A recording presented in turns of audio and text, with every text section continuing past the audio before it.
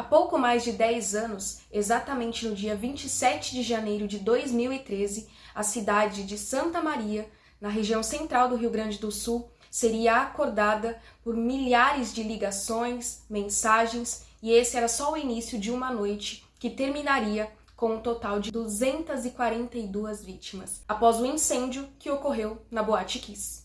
242 vítimas. Esse é exatamente o número que representa pessoas, personalidades, vidas, sonhos, nomes, filhos, irmãos, amigos. Essa história acaba de ser retratada em duas produções diferentes, uma para Netflix e a outra para Globoplay, e é sobre isso que a gente vai falar no vídeo de hoje. Oi gente, tudo bem? Olha, começando esse vídeo, ontem eu resolvi maratonar as duas séries que tem aí como tema, né, a tragédia que ocorreu em Santa Maria, que ocorreu na Boate Kiss no ano de 2013. E depois de assistir, eu quis trazer essa discussão aqui para o canal, se vale a pena assistir, qual das duas vale a pena, será que tem que assistir uma primeiro do que a outra, e também para saber a opinião de vocês que assistiram aí. Bom, a série da Netflix é uma série ficcional que é baseada no livro da jornalista Daniela Arbex e que leva o mesmo título do livro, Todo Dia, a Mesma Noite. Ali a gente tem a história da tragédia como aconteceu e ela é focada em 4 famílias, né? O que aconteceu antes, durante e depois da tragédia. Já no documentário que está disponível no Globoplay, nós temos ali o trabalho jornalístico intitulado Boate Kiss, a tragédia de Santa Maria, que é dirigido pelo jornalista Marcelo Canelas, que além de ter acompanhado todo esse caso, tem um envolvimento emocional, porque ele cresceu na cidade de Santa Maria, estudou, se formou lá, morou lá por muito tempo e ele conhecia, inclusive, muitos familiares de vítimas. Inclusive, algo interessante sobre o livro da Daniela Arbex, né, que inspirou a série da Netflix, é que o prefácio dele é escrito pelo Marcelo Canelas. E quando eu li o livro, eu não entendi, né, ela não explicou o porquê que ela escolheu o jornalista, e depois que eu descobri esse fato, que fez mais sentido o porquê dela ter escolhido esse colega de trabalho para dar início, né, abertura ao seu livro. Bom, se você assistiu ou não essas séries, talvez você tenha visto muito do que foi noticiado na mídia, e tem uma polêmica, né, principalmente sobre a série da Netflix, porque retrata uma história real, mas é feita de maneira ficcional, com atores, elenco, roteiro, os nomes são trocados, e por isso criou-se essa polêmica de será que eles não estão querendo lucrar e vender uma tragédia e a dor das famílias? Será que essas famílias deram autorização para essa série ser feita? Como que isso funcionou? E aí, vendo uma entrevista da Daniela Arbex, ela disse algumas coisas que me chamaram muita atenção depois de assistir a série e acompanhar tudo isso, já ter lido o livro dela, que é uma obra também super importante, que relembra esse caso, que fomenta a discussão dele, e eu acho que a série e o documentário nesse momento tem esse mesmo papel. As frases que a Daniela disse e que acho que servem pra gente refletir é que esquecer é negar a história.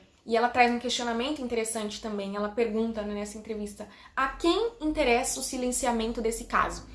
E quando você assiste ambas as produções, exatamente essa reflexão que fica, né? Que as únicas pessoas a quem interessa esse silenciamento seriam os réus e seriam as pessoas que estão brigando contra essas famílias, né? Que o que essas famílias anseiam e desejam é que essa tragédia não seja esquecida, né? Que a morte dos seus filhos e das suas filhas não seja empurrada para debaixo do tapete. Quanto mais em pauta, em evidência estiver, mais próximo eles acham que estão, não só de conseguir justiça por que aconteceu, mas também para que esse tipo de episódio não se repita em nenhum lugar, nem no Brasil, nem no mundo.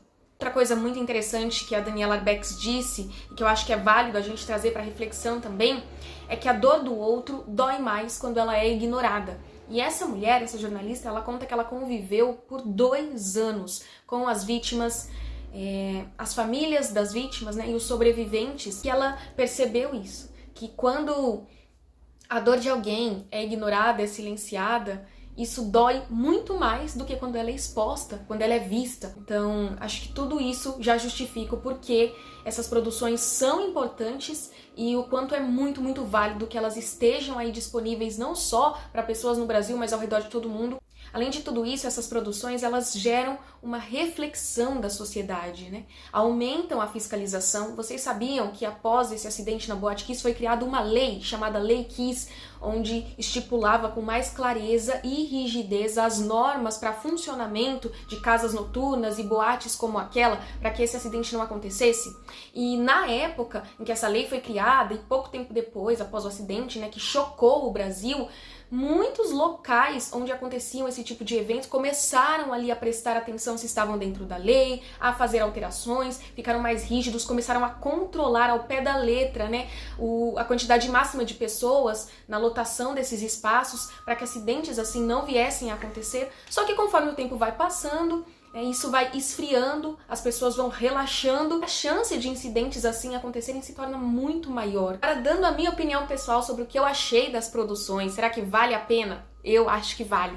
Pra mim, vale a pena assistir as duas, porque é a mesma história, com pontos em comum, mas também contados de ótica e pontos de vista diferentes, né? São narrativas diferentes utilizadas para contar uma mesma história. Por exemplo, no caso da Netflix, ali a gente tem uma narrativa muito mais emotiva, porque ela traz essa questão da ficção, a gente tem a reprodução da cena, de como o fogo começou, do que aconteceu dentro daquela boate, das vítimas que morreram pisoteadas, das pessoas saindo dali desesperadas, do caos que foi na rua.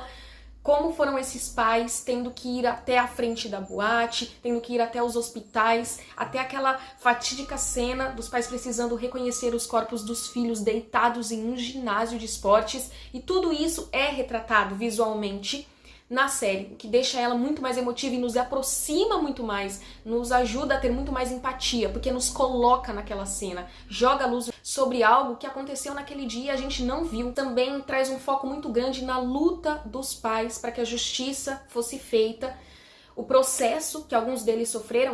E algo que essa série nos faz é como nos dar um prefácio do que aconteceria naquela fatídica noite. Então, a série começa com horas antes da tragédia, o que muitos daqueles jovens fizeram naquele dia. Então a gente acaba se apegando àquelas pessoas que nós já sabemos qual vai ser o desfecho delas, mas a gente torce. Isso também é muito interessante para caracterizar essas vítimas, né? Fazer com que elas não sejam apenas 242 pessoas, um número. Já a série documental do Globoplay vai trazer também o que aconteceu naquela noite. A gente tem o relato impactante de familiares de vítimas, de sobreviventes, e a gente vai acompanhar também os desdobramentos de tudo o que aconteceu, né, daquele dia até o ano de 2021, que foi quando ocorreu o julgamento. A série traz um foco muito grande nesse julgamento, trazendo ali grandes partes de depoimentos de vítimas, dos próprios réus, de como foi para as famílias assistirem tudo aquilo, essa apreensão de qual seria o resultado. Ela traz um foco interessante também para uma tragédia muito similar à da Boate Kiss, que aconteceu no ano de 2004, e como esse caso foi solucionado, né? Lá as pessoas foram responsabilizadas, inclusive o prefeito da cidade também foi afastado do seu cargo na época. Então essa relação que é feita entre as duas histórias e as duas tragédias, as suas similaridades e as suas diferenças, é algo bem interessante de acompanhar também. E se a série ficcional da Netflix é como um pós-fácil, que nos traz para antes da noite da Boate Kiss, essa série documental é como um pós-fácil, que nos apresenta em mais detalhes o que aconteceu do dia da tragédia para frente, quais foram os seus desdobramentos, como isso afetou a vida daquelas famílias, dos sobreviventes e a vida daquela cidade. Então, as duas séries têm um tempo aproximado de produção, as duas contam com 5 episódios de aproximadamente 50 minutos cada um, e vale muito a pena você tirar um tempinho aí para relembrar esse caso que completou 10 anos, né, agora em janeiro. Vale a pena também ler o livro Todo Dia Mesma Noite, da Daniela Arbex, onde ela conta de um ponto de vista também diferente, mostrando ali a vida desses jovens, a vida desses pais. Tem um relato que ele é só pincelado ali na série, e que quando eu assisti eu me lembrei muito, que mexeu muito comigo no livro, que era um médico que estava atendendo o hospital, onde as vítimas começaram a chegar uma atrás da outra, muitas em estado grave. O hospital virou um caos, aquele médico, né, precisou correr ali, e ele recebeu a informação de que a filha dele estava na boate naquela noite e que ela estava entre uma das desaparecidas, não se tinha notícia, ninguém conseguia contato com ela. E esse é só um dos muitos relatos impactantes. É isso, eu espero que vocês tenham gostado desse vídeo, eu quero muito saber a sua opinião, se você já assistiu ou não, se você gostou, comenta aqui embaixo que eu vou gostar muito de saber. Não se esquece de se inscrever aqui no canal, deixar o seu like